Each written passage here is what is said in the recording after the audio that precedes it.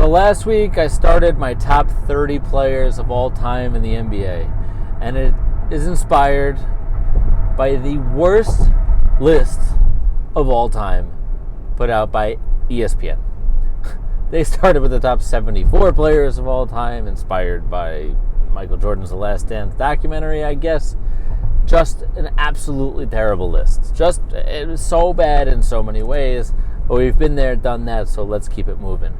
I got to number 21, finished off with my man, Dirk Nowitzki, at number 21. Let's keep it moving from 20 down to number 11. A lot of comparison to Dirk Nowitzki, 21, and Dwayne Wade, number 20, playing in the same era, playing approximately the same number of years.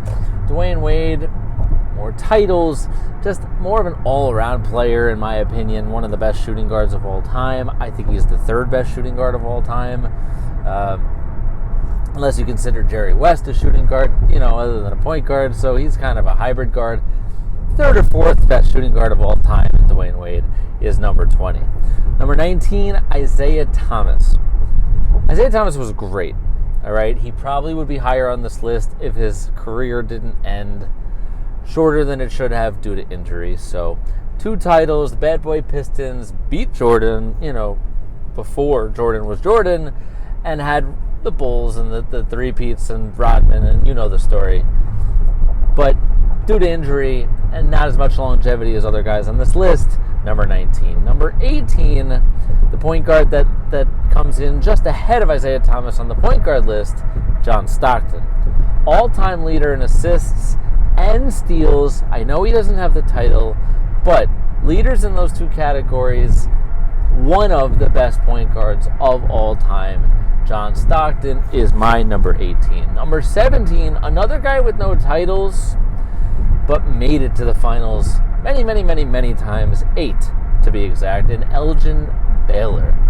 This guy's numbers were off the charts, and I know he played a long time ago, so era is a bit in question, but statistically speaking, from the power forward position, even though he was undersized, just an unbelievable talent.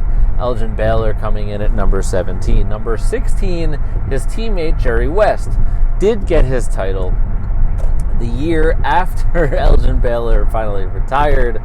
I know the irony to that in Elgin Baylor's career. So Jerry West, whether you consider him a point guard or a shooting guard, he's kind of a hybrid, just put up unbelievable numbers. Won an MVP on a losing team in the finals.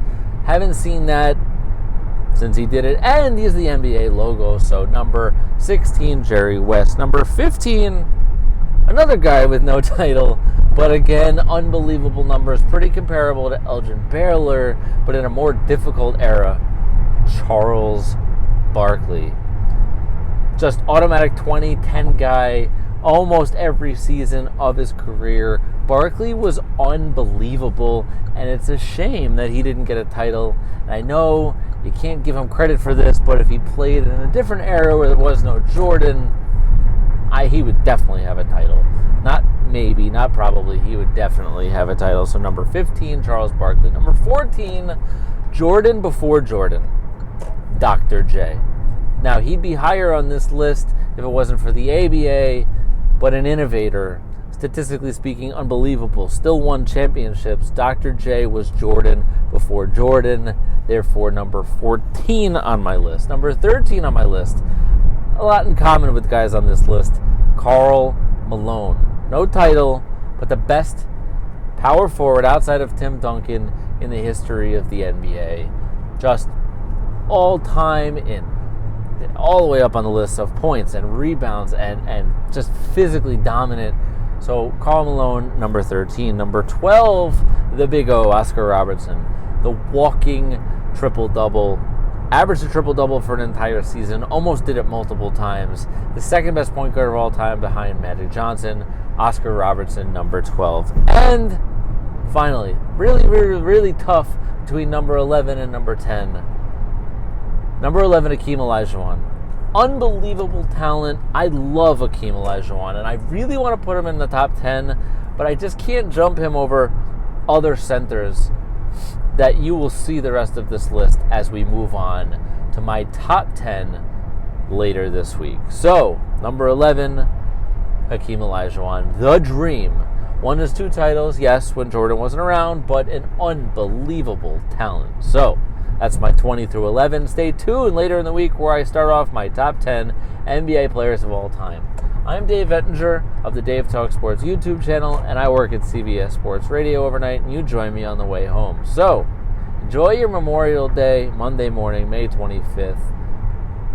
Have a nice day, everybody. See ya.